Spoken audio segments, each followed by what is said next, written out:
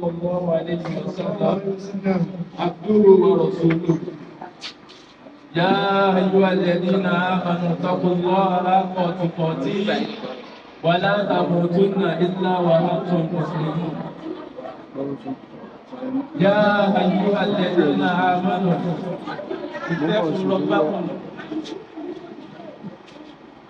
واتقوا الله الذي تساءلون به والأرحام إن الله كان عليكم رقيبا. أما بعد واتقوا الله الذي تساءلون به والأرحام إن الله كان عليكم رقيبا.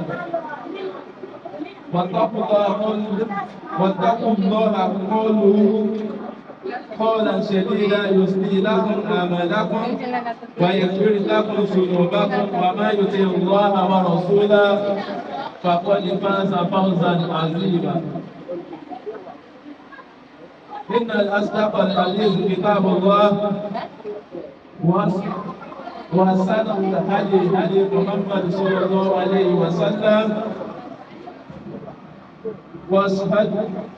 محمد صلى الله عليه وسلم وكل محدثة بدعة وكل بدعة ضلالة. السلام عليكم ورحمة الله وبركاته. وعليكم السلام ورحمة الله وبركاته. الحمد لله adúpẹ́ fún Ọlọ́run.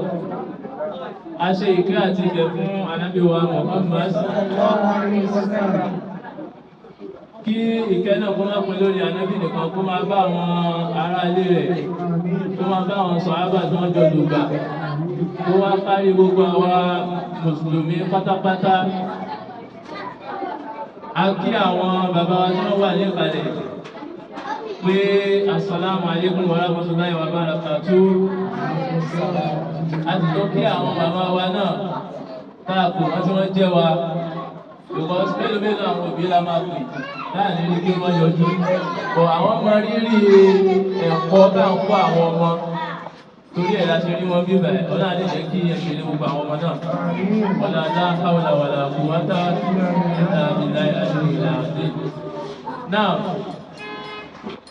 ìwòyí ọ̀sẹ̀ bíi méjì ní kálukú wa náà sọ pé à ń gbéra jù fún Ramadan bíi 2 weeks or 3 weeks ago gbogbo àwọn ọgbà Ramadan ó ti súnmọ́ ó ti kù dédé bọ́ǹsìn a ti ṣe kí ni a ti wọnú ẹ̀ bàtílẹ̀ bá máa súnlẹ̀ ní ó máa di mélòó ó máa di 11 abẹ́ lọ́wọ́ Ọlọ́run kó jẹ́ ká yọ ní ẹ̀ láyọ̀ gbogbo àwọn aládàá máa rí bẹ́ẹ̀ Ọlọ́run má fi dùn wá gbogbo àwọn àdúrà tá a bá ṣe ń bẹ̀ Ọlọ́run jẹ́kun kó jẹ́ kó gbà la hawla wala quwwata illa billahi al-aliyyil azim. Lẹ́nìí wọ́n ti fún wa ní topic tá a máa discuss òun náà ni what is iman, kí náà ń pè ní ìgbàgbọ́, what is iman.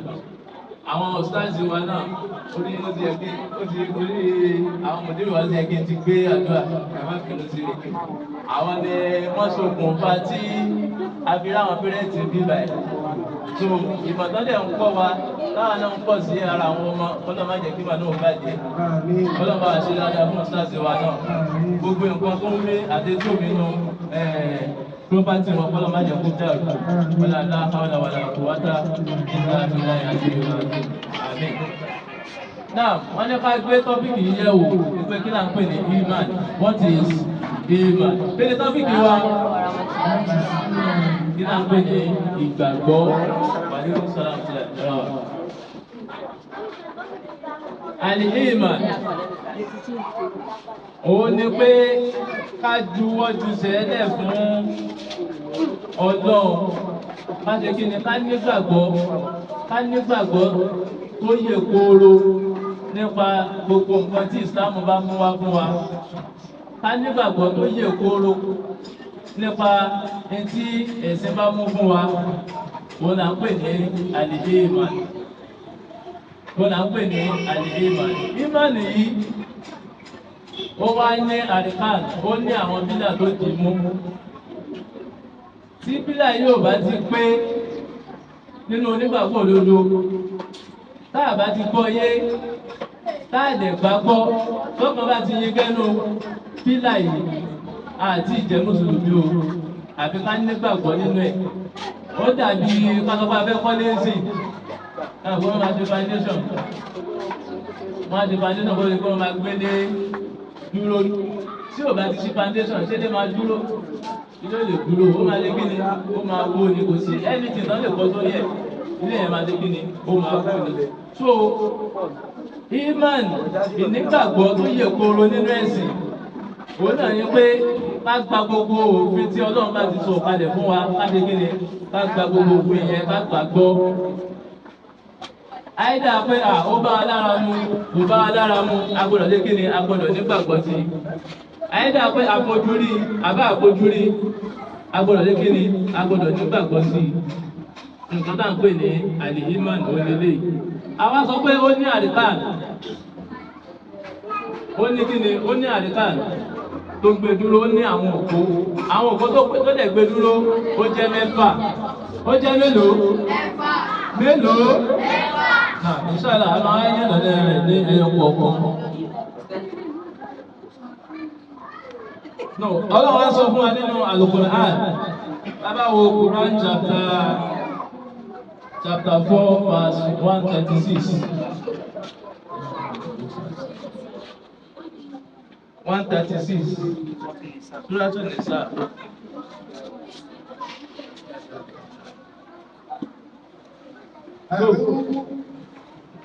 أعوذ بالله من الشيطان الرجيم. يا أيها الذين آمنوا آمنوا بالله ورسوله والكتاب الذي نزل على رسوله والكتاب الذي أنزل من قبل ومن يكفر بالله وملائكته وكتبه ورسله واليوم الآخر فقد ضل ضلالا بعيدا. Ọlọ́run já ayyuhal ladina amanu ẹ̀yin olùgbàgbọ́ òdodo ẹ nígbàgbọ́ nínú èmi Ọlọ́run. Àwọn Ọlọ́run bá rí àwọn olùgbàgbọ́ òdodo, àwọn olùgbàgbọ́ òdodo Ọlọ́run bá rí. Ọlọ́run ò bá wọn kékeré wí, kò bá wọn tí ò sí lọ́run wí. Àwọn tó jẹ́ pé wọ́n nígbàgbọ́ òdodo nípa ẹ̀sìn wa ẹ̀sìn Islam òun Ọlọ́run bá rí. Wọ́n ní pé ẹ nígbàgbọ́ nínú èmi Ọlọ́run ọba wa rasuli ẹ nígbàgbọ́ nínú àwọn òjíṣẹ́ tí mo rán sí yín ẹ nígbàgbọ́ nínú wọn. والكتاب الذي نزل على رسوله. Kẹ́sì tó nígbàgbọ́ nínú àwọn ìwé òfin tí òun fi rán àwọn òjíṣẹ́ kẹ́ nígbàgbọ́ sínú gbogbo àwọn ìwé òfin yìí tóun fi ránṣẹ́ sí wọn. Ọlọ́run tó wá ń sọ pé ìyẹn nìkan kọ́ o gbogbo àwọn òjíṣẹ́ tó ti lọ ìwé tó fi rán wọn agbọ́dọ̀ jẹ́ kí ni agbọ́dọ̀ ní. والكتاب الذي أنزل من قبل. Àwọn òjíṣẹ́ tó ti lọ náà tó yẹ pé wọ́n síwájú Ànábì wa Muhammad sallallahu alaihi wasallam gbogbo wọn la gbọ́dọ̀ nígbàgbọ́ sí ìwé tó fi rán wọn. Wọ́n ṣe pé a máa gbà kan a nígbà kan. Ọlọ́run tó wá ń sọ ní pé gbogbo àwọn màláíkà pátápátá ká ṣe kí ni ká nígbàgbọ́ sáwọn náà. Ká wá nígbàgbọ́ níjọ́ ìkẹyìn. Ká sì nígbàgbọ́ nínú kádàrá bóyá ó dáa ni àbí kò dáa. Gbogbo ẹ̀ a gbọ́dọ̀ nígbàgbọ́ sí ká gbà pé Ọlọ́run ọba ló ń ṣe eléyìí. ومن يكفر بالله وملائكته وكتبه ورسله. Gbogbo àwọn màláíkà pátápátá a gbọ́dọ̀ nígbàgbọ́ sí wọn because Ọlọ́run ló dá wọn. Kò ní pa máa gbàgbẹ́ nìkan àdígbàgbẹ́ nìkan kó eléyìí nǹkan tó ṣe yìí olú máa gbàgbọ́. Bóyá ṣe léyìí mo ní gbé léyìí. A gbọ́dọ̀ nígbàgbọ́ sí gbogbo àwọn màláíkà tí Ọlọ́run ọba dá. وكتبه. Gbogbo àwọn tírà ẹ̀ Al-Qur'an, Injil, gbogbo ilé tó fi rán gbogbo àwọn òjíṣẹ́ pátápátá agbọ́dọ̀ ṣe kí ni agbọ́dọ̀ ní ìgbàgbọ́ sí. ورسله واليوم الآخر. Gbogbo àwọn òjíṣẹ́ pátápátá agbọ́dọ̀ ṣe kí ni agbọ́dọ̀ nígbàgbọ́ sí wọn. So inú àyà tí a fi ń bára wa sọ̀rọ̀ yìí Suratu Nisa chapter 4 verse 136 táwa náà bá rí so a máa rí gbogbo nǹkan tá à ń sọ yìí nínú ẹ̀. No, níbi alákọ̀ọ́kọ́ àríkánù iman wọ́n ní pé believe in oneness of Allah. Ká gbà pé Ọlọ́run ọba ọ̀kan ṣoṣo ni. Ká gbà pé kí ni o Ọlọ́run ọba ọ̀kan ṣoṣo ni. A gbọ́dọ̀ mórogún pẹ̀lú ẹ̀. A gbọ́dọ̀ tún ní ẹlòmíì tá à ń jọ́sìn fún àyàfi Allah. Ẹni tó bá ti mórogún pẹ̀lú Ọlọ́run ó ti ṣe kí ni ó ti ṣe ẹbọ nìyẹn o. Ó gbọ́dọ̀ sọ pé mò ń kírun ó tún wá ń lọ chọ́ọ̀chì. Mùsùlùmí ò gbọ́dọ̀ ṣerú ẹ̀. Ó ń kírun ó tún lọ lé yẹ̀mí wò mùsùlùmí kò gbọ́dọ̀ ṣe kí ni kò gbọ́dọ̀ ṣerú ẹ̀. A gbọ́dọ̀ gbà pé Ọlọ́run ọba is one. A gbọ́dọ̀ pé Allah is what? Allah is one. A gbọ́dọ̀ nígbàgbọ́ bẹ́ẹ̀. Now, ara àwọn àdìsí tá a tún máa fi bára wa sọ̀rọ̀ lórí tọ́pìkì tá à ń ṣàlàyé yìí ó ní àdìsí Al-Bawda Nawawi àdìsí ẹlẹ́ẹ̀kejì yẹn tí arákùnrin kan tó ti wá bá Nàbí wa Muhammad sallallahu alaihi wasallam. Àwọn sàhábà àwọn jókòó tà Nàbí arákùnrin yẹn wá wọlé. بينما نحن جلوس عند رسول الله صلى الله عليه وسلم اطلع علينا رجل. Arákùnrin yìí tó wá wọlé yìí aṣọ rẹ̀ ó ṣe kí ni? شديد بياض الثياب. Aṣọ rẹ̀ ó wá funfun gbòò ó funfun gan. شديد سواد الشعر. Irun orí ẹ̀ ó dẹ̀ dúdú ó dúdú rẹ̀kẹ̀rẹ̀kẹ̀. لا يرى عليه أثر السفر. Wọ́n wá arápẹ̀rẹ̀ pé àbí arìnrìnàjò ni arákùnrin yìí. ولا يعرفه منا أحد.